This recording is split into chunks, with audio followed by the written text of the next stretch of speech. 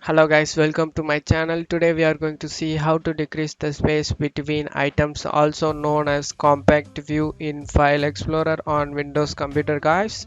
Let's jump straight into it. Go to File Explorer, open it, go to any folders like this. I will show you guys. For example, I'm going in local disk C.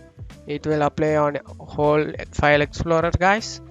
What you have to do is go to three dot icon over here and click on it and go to options.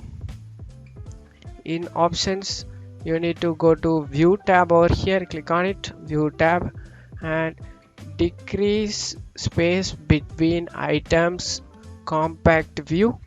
Select the box and click apply and OK. Now the changes between before and after you can see it guys. Actually that's the video for it today. That's it for today's video guys. I hope this tutorial definitely helpful guys. Give me a like and subscribe. Thank you.